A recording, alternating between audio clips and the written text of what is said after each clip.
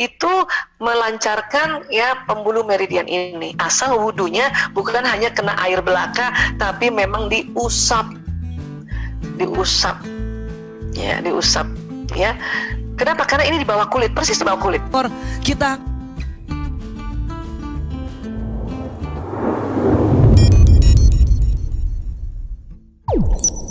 ya, kita selama ini sudah sering berdoa, bahkan dari kecil kita berdoa, memang dimintanya seperti itu ya, dan seluruh umat manusia itu punya power di doa, apapun agamanya ya gitu.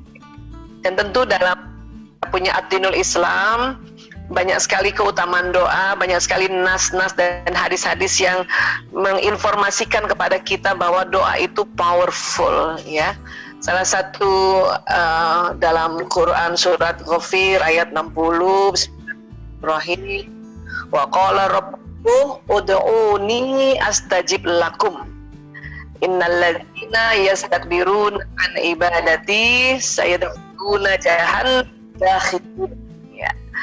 Yang artinya berdoalah kepadaku niscaya. Kalau niscaya ini sebuah kepastian ya, akan kuperkenankan bagimu sesungguhnya orang-orang diri dari menyembahku akan masuk neraka jahanam dalam keadaan hidayah. Auzubillahi min zalik. Jadi ini sebuah ayat yang sudah sangat populer dan harus dipopulerkan ya. Ud'uni astajib lakum. Ya, ini ada kata niscaya.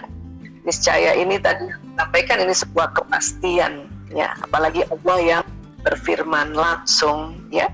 Baik, kemudian dalam sebuah hadis wa qala sallallahu alaihi wasallam ad-du'a'u silahul mu'mini wa ibaduddin wa nurus samawati wal ard. Doa itu senjata orang mukmin, tiang agama serta cahaya langit-langit dan bumi ya. Jadi luar biasa kalimatnya Nabi ini, nggak main, 3 keutamaannya senjata kita ya. Dan apalagi kondisi sekarang itu betul-betul senjata doa itu luar biasa ya, tiangnya agama ya. Tadi disampaikan oleh Allah kalau kita ya tidak beribadah padanya, kita masuk neraka jahanam hina dina berdoa. Dan doa itu termasuk sebuah ibadah yang Allah desain sedemikian rupa, tidak terlalu ketat rukunnya, jadi boleh di mana saja, kapan saja, dan siapa saja sebetulnya. Yang satu lagi, serta cahaya langit-langit dan bumi. Nah, ini baru di abad-abad 20-21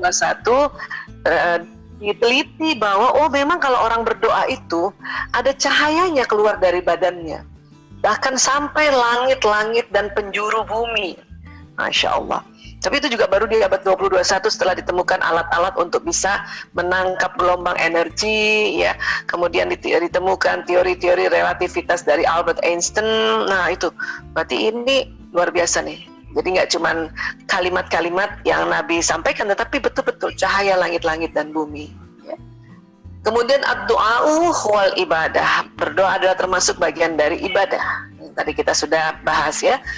Dan ibadah yang tidak terlalu ketat rukunnya, tadi boleh saja di mana saja ya. Namun memang ada cara-cara berdoa yang lebih afdal lagi. Kenapa? Karena kaitannya tadi, sinyalnya tadi ya.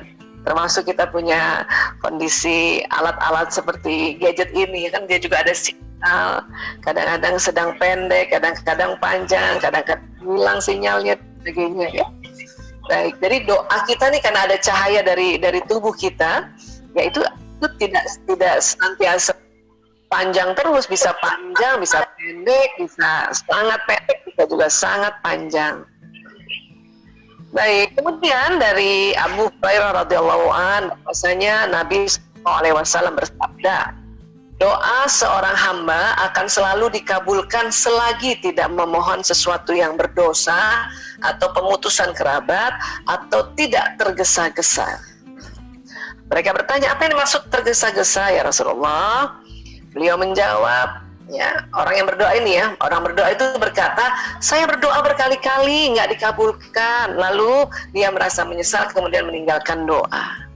Jadi rupanya kalau ya mungkin di banyak orang ya berkata begitu, udah saya doa berkali-kali gak terkabulkan juga, itu yang termasuk kategori tergesa-gesa.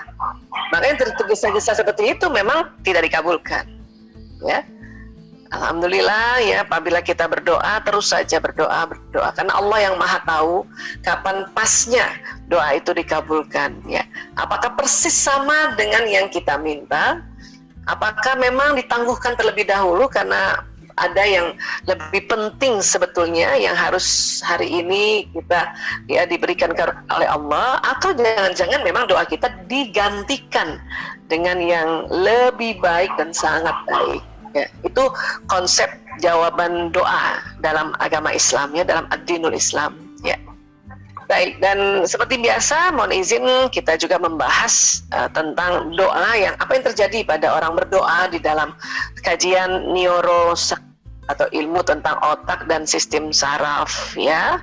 Mungkin sering teman-teman lihat, ya, tapi ini ulang-ulang. Baik, kemudian dari otak ke badan itu ada sebuah nervous system atau sistem saraf yang jalan di tulang belakang, nanti dari tulang belakang jalan ke seluruh tubuh. Rupanya sistem saraf atau nervous system ini ya jalan ke seluruh tubuh kita sampai ujung-ujung jari tangan, jari kaki, bahkan sampai ke dalam ya organ-organ tubuh kita. Nah, ini dia. Sistem saraf ini ternyata ya dia seperti kabel listrik ya. Jadi kayak kabel listrik ya, sehingga apa yang diucapkan jalan, apa yang dilihat jalan pesannya, apa yang didengar jalan pesannya, ya, dan apa yang ada di otak masing-masing jalan pesannya. Makanya kalau kita mau tahu isi otaknya orang, kita lihat perangainya, kita lihat perilakunya, kita lihat tabiatnya, baik itu pesan wataknya atau pesan yang dia sudah pelajari selama hidupnya, ilmu-ilmu apa yang dia pelajari, nasihat-nasihat apa yang masuk di dalam otaknya, ya, pelajaran-pelajaran apa yang dia dapati walaupun mungkin dari membaca buku sendiri, kemudian misalnya mengalami kejadian-kejadian dalam pengalaman hidup, itu kan masuk di sini nih, itu akan jalan di badan. Ya, kalau watak di sini kan dari parit, ya. Bakat juga di sini, ini memori di depan. Ilmu di depan sekali di frontal cortex ini. Kalau kata para guru-guru kita, para ustadz kita itu ya, bahwa kalau mau tahu isi chair, isi teko itu ya kita lihat nanti keluarnya apa gitu.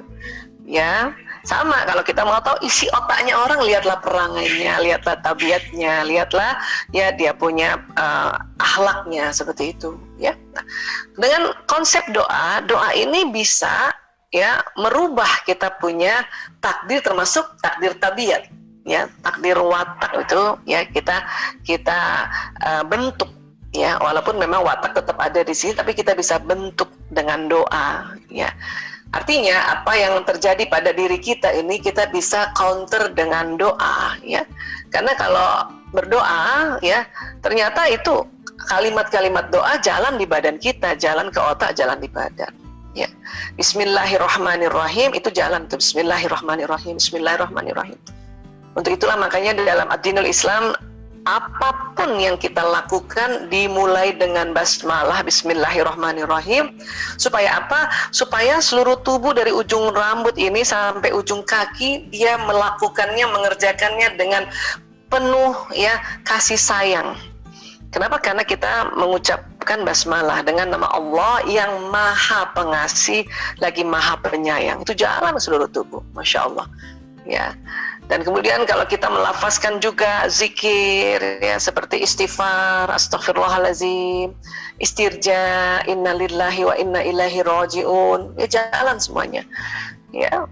Bahkan menurut penelitian di Universitas Airlangga, ya, Kiai Haji Insinyur Agus Mustafa, dia seorang ilmuwan dan juga seorang sufi modern, ya, sel-sel tubuh kita ini senang sekali kalau mendapatkan kalimat yang ada lafaz Allah,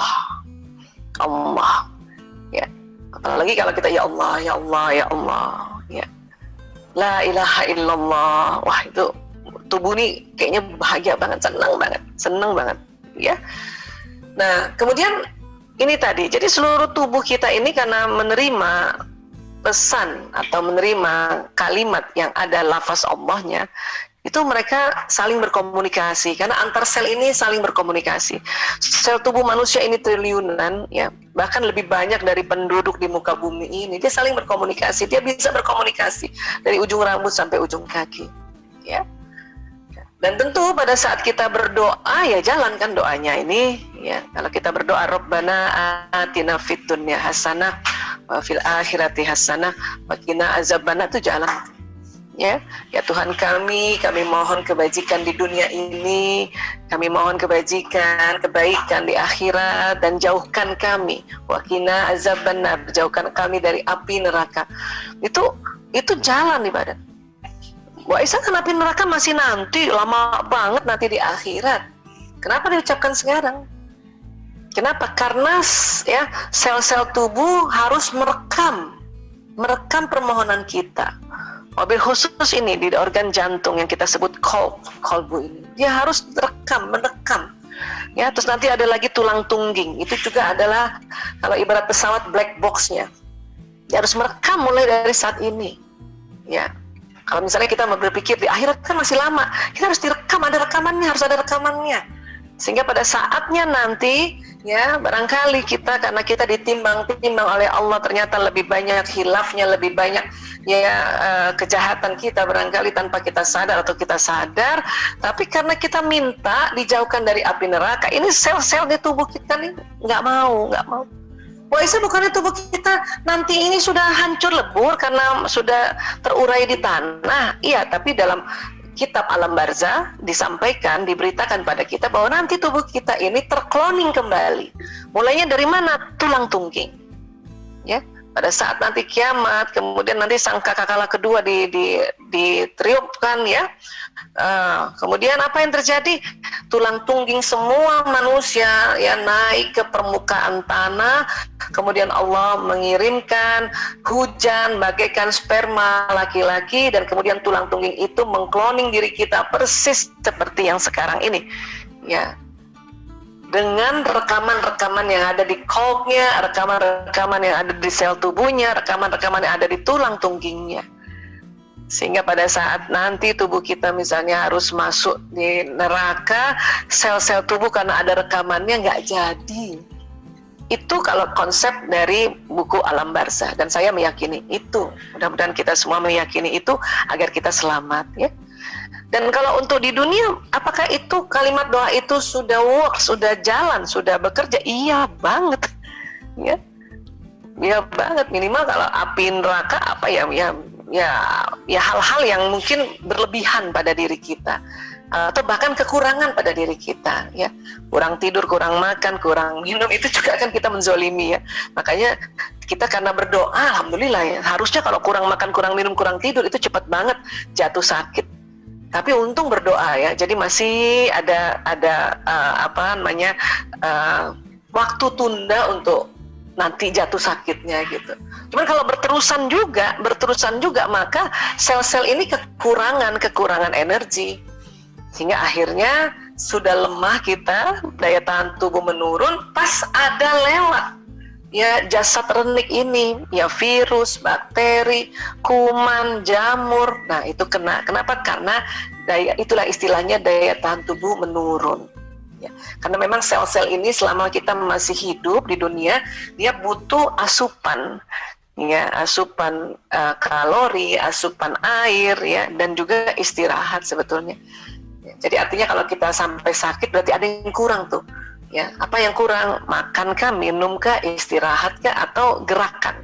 Ya, barangkali terlalu lama kurangnya, kemudian pas banget ada virus yang lewat di dekat kita, jaraknya sangat dekat, maka masuk lewat mukosa, terutama virus corona, mukosa mata, mukosa mulut, mukosa hidung, dia masuk. Pertama dia mengendap dulu di daerah-daerah faring, nasofaring di sini atau faring di leher. Ya, itulah makanya mengapa pada saat kita tes di swabnya di daerah situ gitu. Nanti dia semakin turun ke bawah, nah ini sudah dia mengganggu paru-paru. turun lagi, nah dia akan mengganggu organ yang lain, seperti itu. Itulah makanya mengapa diminta betul-betul daerah wajah ini tertutupi. Dan sudah riset juga memang ya, menggunakan masker yang tepat itu betul-betul ya bisa mengurangi resiko. Saya katakan mengurangi resiko. Karena tadi saya dengar teman-teman juga mengatakan kayak nggak ada yang menjamin, ya memang tidak ada yang menjamin, hanya Allah yang menjamin. Ya, apapun itu, sewaktu kita pun sakit, ya lafazkanlah juga kalimat-kalimat Allah. Kenapa? Karena itu mempercepat juga pemulihan dibanding orang-orang yang tidak melafazkan kalimat-kalimat zikir ini atau tidak berdoa gitu. Ya, nah ini. Jadi seperti ini sebetulnya mekanismenya, ya. Dan kecepatannya tuh luar biasa, neuron sensorik kalau ini indera-indera menangkap pesan ini itu 240 km per jam. Kalau dari otak kirim ke badan itu 320 km per jam. Cepet banget, set gitu. Ya, ini yang terjadi pada tubuh kita. Ya, teman-teman Al-Miskat saya sudah pernah sampaikan, mohon izin untuk diulang supaya ingat kembali, refresh kembali, dan oh iya ya kayak gini ternyata tubuh kita ya. Dan ini hanyalah sedikit penjelasan yang dibahas secara populer ya. Kalau kita bahas secara ilmiah, waduh lebih kompleks lagi, lebih detail lagi ya. Kenapa? Karena sistem saraf ini, pembuluh darah dan sebagainya itu ada kerja yang sangat detail, sangat kompleks. Ya, itu luar biasanya penciptaan Allah ya. Baik. Kemudian ya, ada satu hal lagi yang luar biasa, yaitu di daerah sudur kita ini, di daerah dada ya, ini yang disebut qalb ini, jantung ini ya, itu mendapat pesan dari kalimat-kalimat dan persarafan itu ya akan ada di daerah sini. Ini ada namanya kelenjar pituitari, mengeluarkan hormon bahagia pada saat kita melafazkan ya Allah dan kalimat yang ada Allahnya. Ya, dan tentu dengan juga kalimat-kalimat dalam doa, baik lafaznya itu bahasa Arab atau lafaz kita sendiri, itu ada kelenjar pituitari di daerah ya otak kita ini yang isinya hormon-hormon bahagia gitu, hormon-hormon yang senang ya, dan bahkan hormon-hormon yang menghilangkan atau mengurangi rasa sakit, yaitu endorfin. Hormon senang itu apa ya? Dopamin, oksitosin, serotonin, ini ada di sini. Ya, dan dia keluar, masuk mana? Masuk pembuluh darah di sini. Terus dia kemana dulu? Ke jantung dulu. Nah, terus kemudian jantung nanti membawa pesan ke seluruh tubuh. Makanya ya itu kan, dan karena sangat cepat ya, sangat cepat itu perintahnya 320 km per jam, maka itu terasa benar di dalam qalb kita ini ada sebuah deg-degan atau palpitasi jantungnya yang tadinya mungkin ketakutan, terus kita kaget barangkali ya mendengarkan berita yang ya bikin kita sedih, lalu kita ya Allah astagfirullahaladzim, innalillahi wa inna ilaihi rajiun. Itu ya pelan-pelan mulai tenang dada kita nih, palpitasi yang tadi jadinya lebih tenang ya, terus ingat lagi bahwa Allah Maha segalanya ya, ini dia jalan ya. Baru kita langsung mikir lagi, oh iya ya harus gini ya, tidak usah berlara diri, tidak usah berself pity ya, ayo ikuti aja arahan ya saudara-saudara atau teman-teman yang kondisinya sedang sehat, sedang waras pikirannya. Karena COVID itu ya salah satu sekarang tandanya bikin pikun atau bikin linglung seseorang itu, sehingga dia tidak bisa mengambil keputusan. Dia butuh orang-orang sekitarnya yang membantunya, ya, yang ngasih arahan. Ini karena memang pada saat kita ya terkena COVID ini ya, kita kaitkan dengan penyakit saat ini COVID karena ini yang sangat infeksius ya. Walaupun penyakit yang lain juga bisa memberikan dampak ya pada kita punya otak, tapi COVID ini itu uniknya itu bikin orang linglung ya. Dia nggak sadar dia linglung, tapi kita lihat sekelilingnya, lihat, wah dia linglung nih ya. Akhirnya kita pecap aja sekeliling kita, udah tenang aja, dia sakit ya, dia sakit. Nah, termasuk stroke. Kalau stroke lebih lagi sudah ada delirium kalau stroke itu, bahkan ya karena otak dalamnya ini atau otak emosinya yang terkena, maka dia ya menjadi sesuatu yang bukan dia sesungguhnya. Makanya keluarga harus paham itu. Kalau enggak nanti memberatkan keluarga juga. Ya, kita menganggap kenapa sih dia begini, kok dia begini gitu. Itu memberatkan keluarga. Nanti keluarga tambah sakit semua nanti. Ya, dan dia juga sebetulnya nggak nyangka saya kenapa begini. Ya, oke. Nah, kemudian ada lagi yang kita nanti ya berpengaruh adalah qalb kita, dan salah satu kerja qalb itu adalah perasaan. Ya, antara pikiran, perasaan, emosi yang ada di tengah sini itu dia menyatu dan saling berhubungan dalam sebuah sambungan saraf poros tertentu, sehingga dia cepat banget jalannya dan itu langsung terasa ya, terasa di dalam tubuh kita ya. Baik, jadi sekali lagi pesan yang diucapkan, dilihat, didengar, dipikirkan, dia jalan ke sistem saraf dan masuk ke qalb ya. Apa yang terjadi di qalb nanti ya, dia akan juga terjadi rekaman-rekaman memori ya. Baik, jadi qalb ini salah satunya itu ya, dia bertugas merasa ya. Dan detik ini para ulama yang mempelajari anatomi tubuh manusia, saya katakan yang mempelajari dan kemudian selalu mengupdate perkembangan riset dari tubuh manusia, fenomena kerja tubuh manusia, maka qalb itu disepakati organnya merujuknya ke jantung, heart ya, core. Walaupun kita sering qalbu kita artikannya hati ya. Untuk orang Indonesia apalagi ya, mungkin sebetulnya dari dulu dengarnya heart, cuman kadang-kadang hati gitu ya. Nah, tapi sebetulnya jantung atau core ini ya. Nah, kemudian tahun 91, mulai tahun 91 itu ada riset sampai tahun 98 diperkuat lagi riset di Institut HeartMath ya, kerjasama UK dengan Saudi Arabia. Itu ternyata dalam jantung itu ada otaknya. Jantung ini ada otaknya. Kenapa? Karena dia ada neuronnya sekitar 40.000 ya. Nah, ini mungkin waktu sebelumnya saya pernah ceritakan atau pernah menginformasikan share ini. Kita nggak apa-apa, kita ulang ya. Ya, jadi kalau sebelumnya ditemukan di otak itu 100 miliar neuron. Ya, ada juga yang mengatakan 80 miliar, ada yang mengatakan 90 miliar ya. Ya, tapi pada saat kita tumbuh dengan kondisi normatif itu sekitar 100 miliar. Dan satu neuron itu kerjanya kayak satu komputer yang tercanggih di zamannya ya. Dan di jantung ditemukan itu mulai tahun 91 ya. 91 belum lagi para ilmuwan itu sepakat ya, masih, tapi ada penemuannya ya.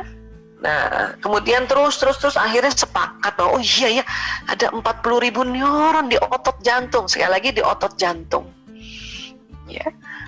Nah, jadi karena neuron itu kerjanya adalah ya tersambung-sambung bila mendapatkan informasi baik dari mata, hidung, mulut, penghidupan, pengecapan dan sebagainya.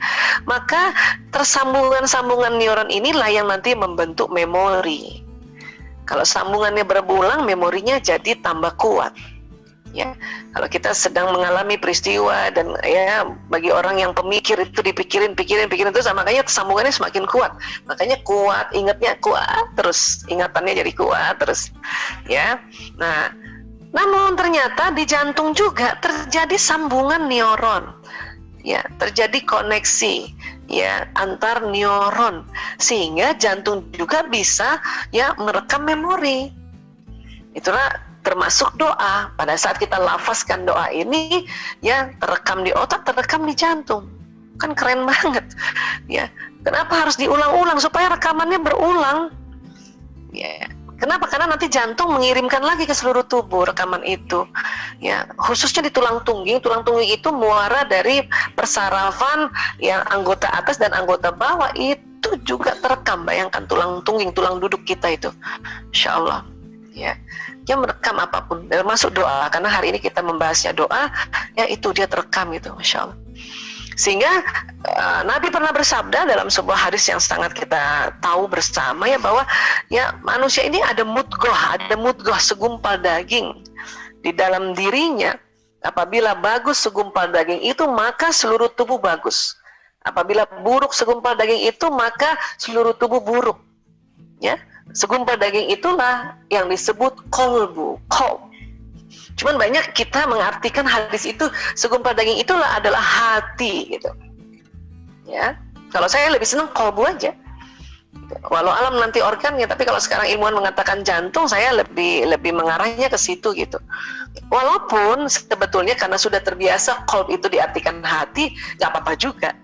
Ya, pada saat kita berada di masyarakat umum kita bilang hatiku, ya, tapi tetap yang dipegang jantungnya gitu. That's okay, nggak apa-apa. Tapi yang penting udah tahu ya bahwa ini ada kerja luar biasa dari sebuah kolbu, ya, selain ya jantung ini mengirimkan darah ke seluruh tubuh, tetapi dia ada sebuah otak di dalam jantung yang membuat ya memori, ya. Bahkan dikatakan sistem saraf pada jantung atau otaknya jantung atau otaknya kolbu memungkinkan kolbu untuk belajar, mengingat dan mempengaruhi bagian korteks pada otak untuk membuat keputusan fungsional independen. Ya, keren banget ya. Makanya kadang-kadang otak ini kan salah satu nanti fungsinya menganalisa, menimbang-nimbang. Nanti ada yang bicara itu, kamu begini, jangan gitu dong, kamu kan gini. Nah, itulah ini suara kolbu, karena ada poros khusus antara kolb dengan otak manusia ini, khususnya di limbik sistem yang otak emosi. Jangan gitu dong, kamu tuh zolim sama orang lain, memang kamu untung, misalnya gitu ya. Nah ini suara kolbu ini selalu jalan, ya.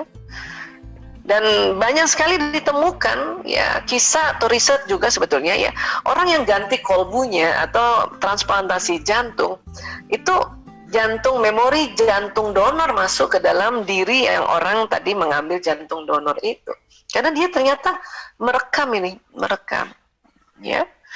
Ya, kadang-kadang ada perubahan yang signifikan antara orang yang sudah transplantasi jantung, ketahuan banget oleh keluarganya, kok dia dulu nggak begini, kok jadi kayak gini gitu ya. Ya sudah, yang penting kan bersyukur aja, kan juga hidup juga dengan bantuan jantung ini, udah diganti aja lagi atau diulang aja lagi isi atau sambungan neuron ini dengan hal-hal yang baru, misalnya gitu ya. Ya, ini 40.000 banyak loh. Sampai umur kita 100 tahun aja sambungannya belum lagi semua, karena ini antara sambungan ini luar biasa. Satu neuron itu sambungan kabelnya 20.000. Dia tersambungnya bisa sangat variatif dan dinamis sambungan koneksi neuronnya ini. Ya, dan kalau kita ulang-ulang suatu pelajaran itu ya, makanya apa disebut murojaah, itu akan ada sambungan berulang sehingga kolb kita itu inget banget gitu. Ya, itulah mengapa doa harus diulang-ulang, ya. Baik, dan karena di dalam proses sambungan koneksi neuron ini ada peristiwa kimia dan fisika, ada listriknya, maka di dalam otak ini ada listrik. Dan listrik itu ternyata punya sifat juga membroadcast gelombang. Sehingga di otak kita ini ada, setelah dia bekerja di dalam otak itu sendiri, dia ada gelombang yang keluar yang nanti mempengaruhi sekeliling. Itulah kalau kita ya seringnya ya, saya katakan nggak pernah selalu orang itu ya, seringnya berpikiran positif, maka sekelilingnya itu merasakan ya dahsyatnya pikiran positif seseorang ini. Ya, seorang istri, seorang ibu yang berpikiran positif, dia terasa itu oleh sekelilingnya. Ya. Walaupun sekali lagi kita memang sangat dinamis, nggak bisa tuh 24 jam kali 7 hari kali 30 hari kali 1 tahun yang positif terus, nggak bisa. Dia terkadang muncul antara pikiran positif dan negatif itu muncul bersamaan. Tinggal kita pilih ini yang positif, kuatkan dia. Oh, ini yang negatif, rilis dia gitu. Ya, rilis dia. Kenapa sih masih ada kayak gitu, Bu Aisyah? Karena ada otak emosi di dalamnya. Kita pernah juga bahas otak emosi ya sebelumnya ya, supaya hidupnya dinamis. Ya.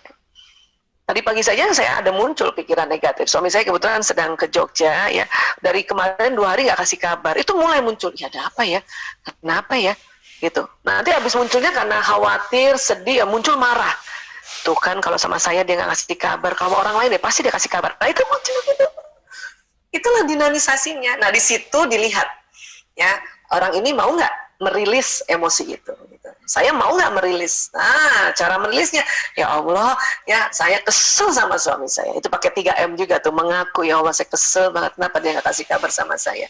Tapi jangan terus-terusan mengaku, karena terus-terusan mengaku nanti mengeluh, ingat bahaya. Jadi nanti keluhannya itu terbroadcast ke keliling, nggak enak, nanti semua orang sakit nanti ya, paling nggak sakit hati gitu. Ya udah, langkah berikutnya meminta, ya mengangkat, ya Allah angkat marahku ya Allah, di sini mainlah astagfirullahaladzim, ya Allah, astagfirullahaladzim, la haula wala quwata illa billahil azim, ya Allah. Baru nanti memohon lagi, ya Allah saya mohon ya Allah apa kabarnya suami saya. Nggak berapa lama dulu saya lihat WA ada kabar, maaf, nah, ada kata maaf, oh langsung luluh hati ini. Maaf ya, saya sedang siap-siap di daerah di Klaten, dia bilang di Jatinangor, kami mau ke Jogja ya, alhamdulillah, wah senang. Kalau kita nggak rilis itu ya, itu kita akan melakukan hal-hal yang buruk. Mungkin kita telepon suami melabrak dia, kamu kenapa nggak telepon saya? Pasti kalau orang lain kamu itu kan jelek ya, emosi yang ekspresif. Dan bahaya juga kalau kita supresif, kita tekan, akhirnya satu saat meledak kayak bom, kayak bisul meleleh kemana-mana, itu dampaknya gitu. Ya, tapi dengan adanya kondisi-kondisi itulah dinamisasi kehidupan kita gitu. Makanya perlu kita pilih ini yang mana nih, positif atau yang negatif. Positif angkat, ya perkuat. Ya, caranya perkuat adalah kita doa, ya Allah, ya Insya Allah anakku, suamiku sehat ya Allah. Itu namanya pikiran positif kan.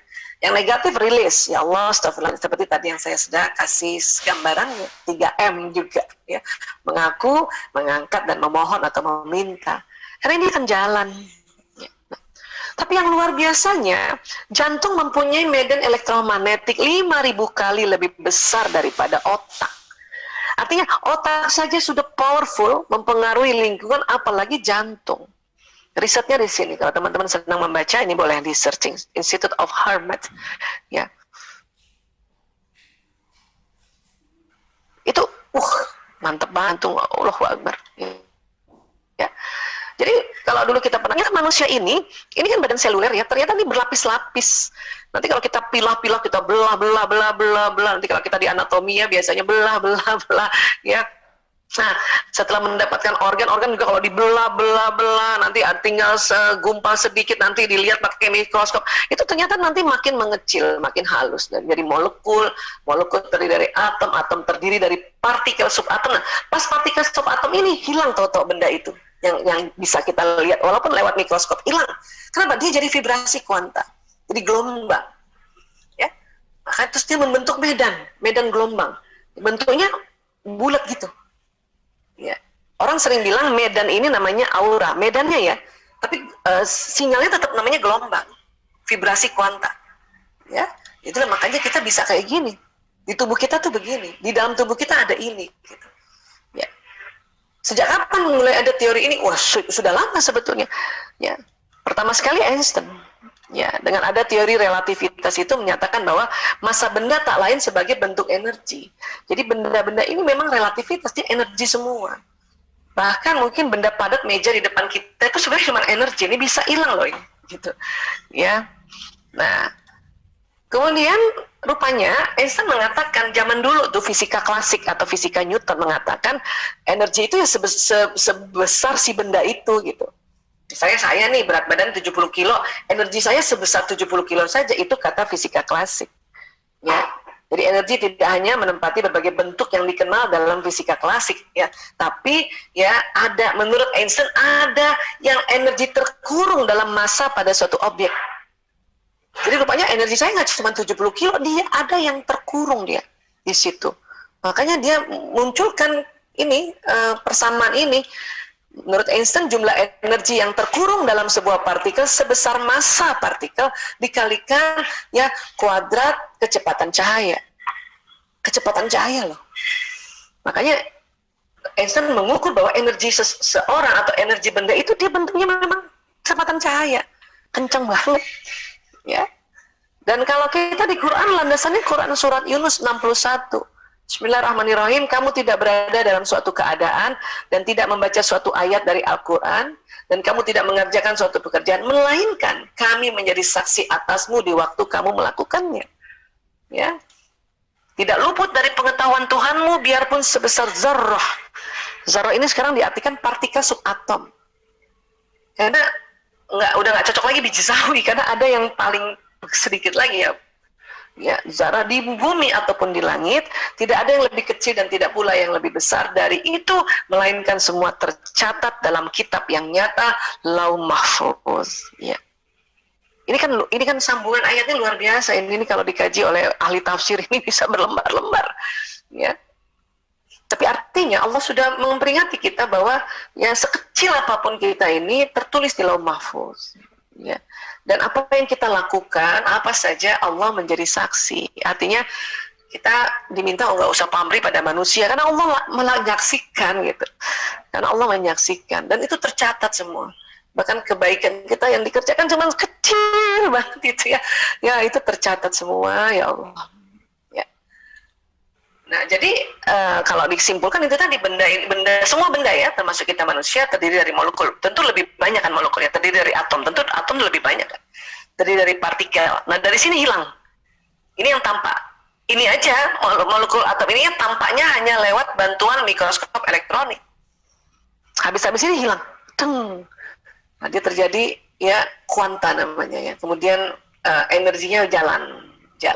Ini nggak tampak memang. Nggak tampak. Ya.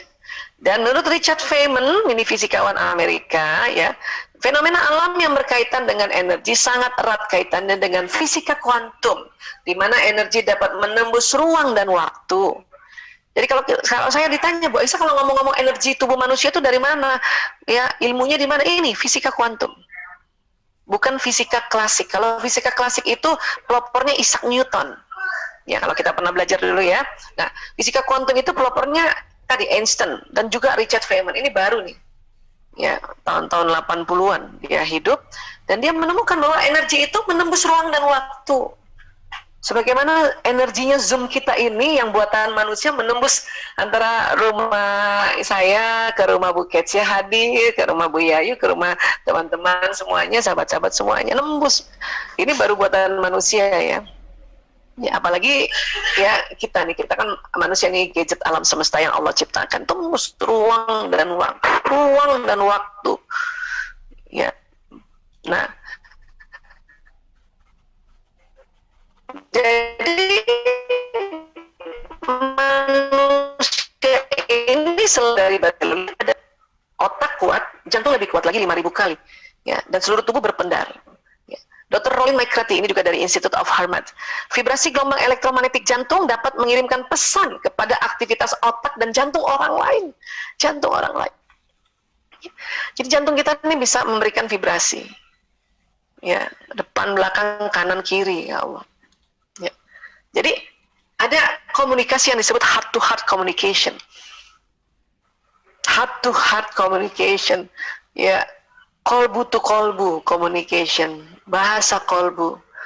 Ya, artinya manusia dapat berkomunikasi dengan yang lain dengan menggunakan jantungnya tanpa mulut bicara.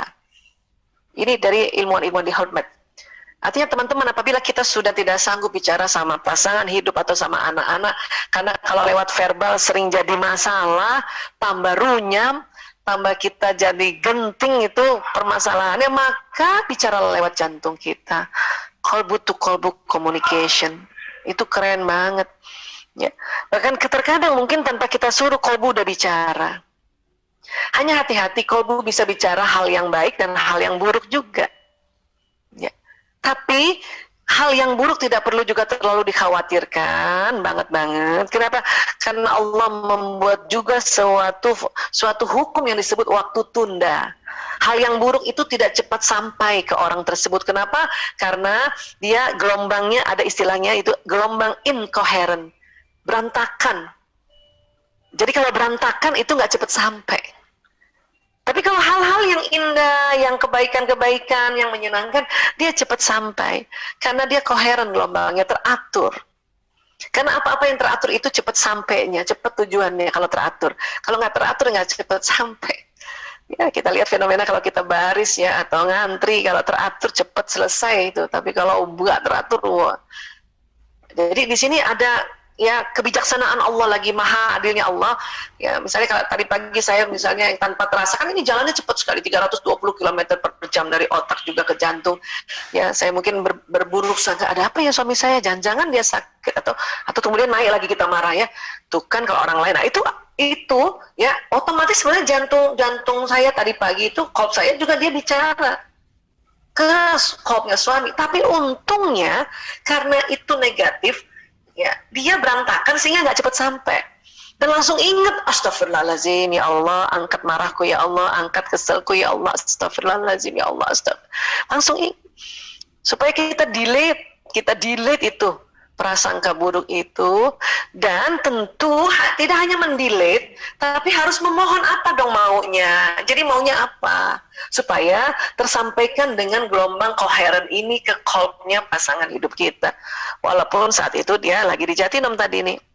Jatinom itu suatu kampung ya di daerah Klaten ya.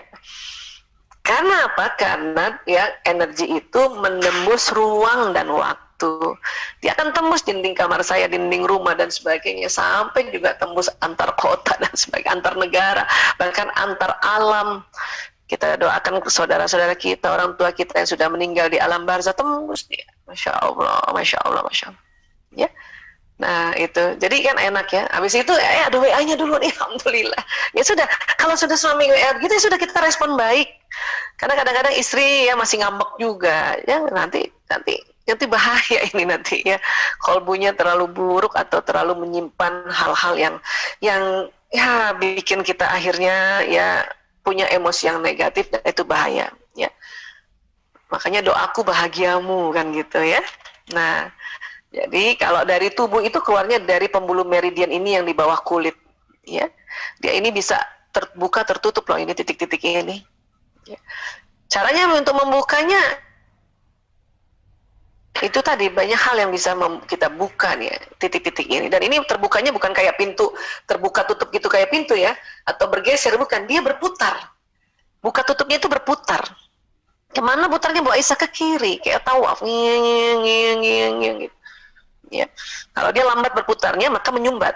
Energi ini tidak dahsyat keluarnya. Tapi kalau ya berputarnya lancar, itu langsung terbuka. Ya. Cara muternya gimana Bu Aisyah? Kalau cara-cara tradisional kan dipijat, acupressure namanya. Ya, kalau kita pijat itu selain untuk otot ternyata membuka ini. Ya. Atau pakai akupuntur misalnya. Ya. Akupuntur itu kan kita tusuk ya. Itu sebagaimana kalau sink kita itu sink di dapur tersumbat, kadang-kadang kita suka tusuk-tusuk pakai kayu gitu ya, supaya lancar lagi gitu. Atau dibekam, dikop ya.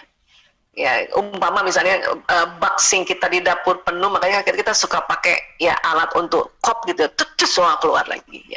Nah itu teknik-teknik yang kita bisa pakai sebagai pengobatan alternatif untuk ini sebetulnya ya. Namun kalau untuk ibadah gimana Bu Aisyah? Kalau ibadah ini luar biasanya, wudu itu melancarkan ya pembuluh meridian ini, asal wudunya bukan hanya kena air belaka, tapi memang diusap ya. Kenapa? Karena ini di bawah kulit, persis di bawah kulit. Jadi diusap. Memang nggak perlu terlalu keras ya, tapi diusap supaya kena tangan kita, kena ya muka kita nih, misalnya seluruh muka ya, bukan hanya air yang kita ciprat-cipratin, tapi memang diusap supaya pembuluh meridian ini tersentuh. Ya. Bedanya saya nyentuh dengan tidak pakai air, dengan misalnya saya menyentuh muka saya dengan pakai air, itu lebih cepat dengan pakai air. Itu loh, ya. Karena mungkin ada ibu-ibu juga kan, ya kalau memang cuma disentuh, ya sentuh-sentuh aja tangan saya begini misalnya gitu ya. Ya. Itu akan berbeda dengan kalau pakai air. Berbeda juga kalau dia pakai debu. Karena air dan debu itu ada zat aktif di dalam komponen. Kalau kita pijat pun kan kita pakai minyak juga ya, supaya bukan hanya melancarkan pijatan, tapi ada zat aktif di minyak-minyak ini untuk bisa memperkuat atau masuk di dalam titik-titik meridian ini dan melancarkan itu dia punya putaran tawafnya itu. Hanya langsung kuat, enak langsung. Ya. Nah, kemudian apa lagi yang bisa membuka sinyal ini, membuka pembuluh meridian ini? Sholat. Ya. Kalau kita tegakkan sholat, sekali lagi tegakkan, bukan hanya sekedar rajin, tegak sholatnya sehari 5 waktu, maka ya ini nih tidak tersumbat. Orang yang jarang sholat itu energinya low baterai, itu hati-hati, nanti banyak hal yang nanti merugikan ya. Karena apa? Karena waktu kalau wudu itu kan yang terbuka, yang tersentuh ya, mulai dari tadi kumur-kumur, hidung, wajah ya, kemudian tangan dari ujung sini sampai siku, karena ini banyak banget titik-titik, terutama di siku, makanya harus sampai siku, kalau bisa lebih sedikit, diusap kalau perlu diusap ya, bukan hanya kena air, sebagaimana kalau kita masih kecil dulu kena air, kita sangka kalau kena air udah, ini diusap, dibasuh, namanya basuh itu harus kena ya, Bahkan misalnya 3 kalinya harus dibeda-bedakan tempatnya supaya titik-titik yang di tempat berbeda juga ya terstimulasi. Ya, telinga juga, kepala, ya mungkin ada ibu-ibu zaman dulu kita ya kalau lagi taklim di luar kita malas buka kudung cuma di sini aja ya. Alhamdulillah itu juga kena, tapi kalau seluruhnya kita usap nih ke belakang, masya Allah itu kena semuanya. Kaki juga sampai mata kaki, karena pas di mata kaki itu titik-titik pembuluh meridian itu banyak sekali. Makanya rugi kalau tidak kena mata kaki tadi, tidak kena tumit, karena di situ penuh. Makanya agak lebih sedikit lah karena kita ya biar beruntung. Ya, jadi semua ibadah itu kan untuk kita beruntung, dapatkan benefit yang banyak, mendapatkan pahala yang banyak. Nah, tapi badan ini belum kena. Yang di paha di belakang. Nah, untuk itu pada saat sholat inilah yang terbuka di daerah-daerah yang tadi tidak tersentuh air wudhu. Itu terbuka dengan gerakan apa? Berdiri, ruku, sujud, ya, duduk di antara 2 sujud, berdiri lagi. Itu gerakan-gerakan yang ada kaitannya dengan gravitasi bumi sehingga ini bisa terbuka. Itulah habis sholat doa kita panjang. Ya. Bu Aisyah katanya tadi doa tidak ketat rukunnya, bisa di mana aja kapan saja. Iya betul, karena memang sinyal tetap jalan. Cuman kalau habis wudhu dia lebih panjang, habis wudhu dan habis sholat lebih panjang lagi. Ya. Apalagi Bu Aisyah, saum, puasa. Orang puasa itu aneh ya. Kenapa? Karena organ tubuh yang di dalam itu tidak bekerja keras setiap menit, setiap jam, maka pembuluh meridian ini bisa bekerja dengan maksimal. Itulah makanya orang saum itu sinyalnya panjang. Makanya doa orang yang sedang saum, mungkin ada yang saum hari ini, teman-teman, itu kenceng banget terbroadcastnya gitu, untuk dapat hasil dari apa yang kita harapkan. Ya.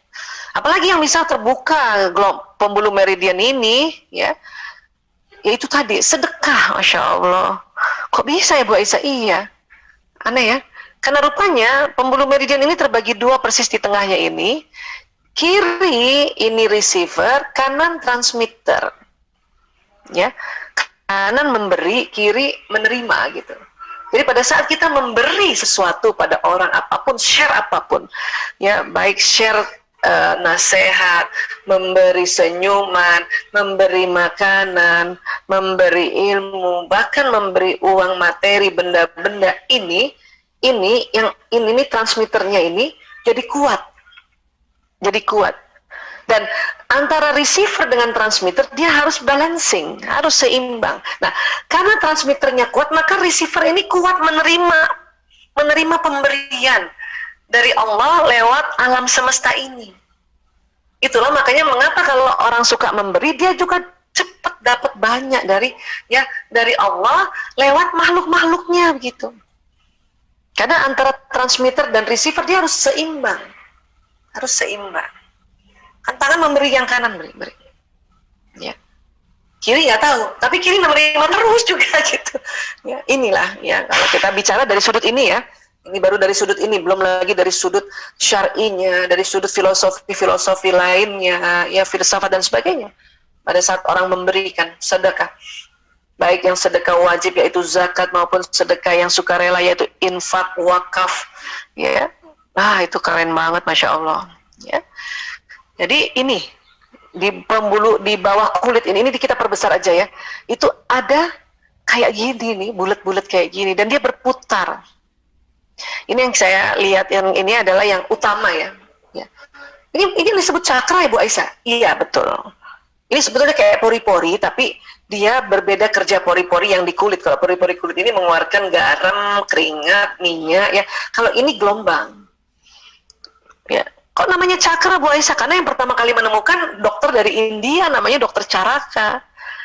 Ya, kita kan kalau menamakan sesuatu itu kan berdasarkan siapa yang menemukan sebagai penghormatan. Dia menemukan, nggak mudah itu menemukan. Tapi ini ciptaan Allah. Karena banyak juga kalau saya share kayak gini, kan itu Hindu Bu Aisyah, bukan masalah Hindu atau budaya. Yang pertama menemukan adalah dokter Caraka. Memang dari India. Makanya kita abadikan namanya cakra. Ya. Nah, rupanya itu tadi yang saya katakan, receiver ini yang bagian kiri ini, ya, dia menerima banyak. Ya, termasuk menerima ya apapun gitu, pesan-pesan ilahiyah dari Allah. Ya, termasuk juga ya rezeki, yang kesehatan, keuangan dan sebagainya. Tapi juga buat orang yang peka gelombangnya ini ya, itu menerima pesan alam semesta, pesan ilahi ya. Teman-teman rasa nggak ya selama kita pandemi itu sedih aja deh. Karena kita nggak ada yang sedih, kok sedih aja ya. Makanya kita bilang nggak enak perasaan gue ya hari ini ya. Aduh nggak enak ya perasaanku ya, kenapa ya? Karena kita menerima juga pesan ilahi, kita terima juga pesan kesedihan di alam semesta ini. Siapa yang nggak sedih dalam kondisi pandemi seperti ini? Ada keluarga nggak cuma satu yang kena, ada 2, 3.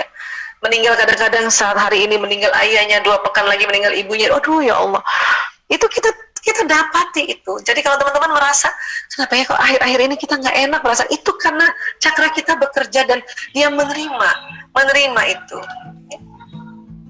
Jadi ada dia berbagi tugas, yang bagian depan ini feeling center, bagian belakang willing center, di atas center. Ya ini masuk dalam tubuh kita, ya. Makanya terus tamengnya gimana Bu Aisyah? Tamengnya kembali kita istighfar, doakan ya Allah, saya doakan sahabat-sahabatku yang kenal ya Allah, yang saya kenal maupun yang saya tidak kenal ya Allah, keluarga-keluarga ya Allah, jauhkan dari mara bahaya mereka ya Allah. Itulah tadi peran doa itu. Karena kita memang Allah minta kita berdoa untuk yang mulai dari diri kita, keluarga, terus anak saudara, terus ya sampai nanti mukminin mukminat, muslimin muslimat ya, yang hidup dan yang mati. Itu doain, dan itu keluarnya dari sini nanti. Ya. Dan ketahuilah buat orang-orang yang sudah meninggal, dia mendapatkan doa kita, dia bahagia banget mereka itu ya Allah. Jadi lapisan bioplasmik ini rupanya kalau secara anatomi ada namanya eterik, ada namanya astral, ada namanya kausal yang ini nih.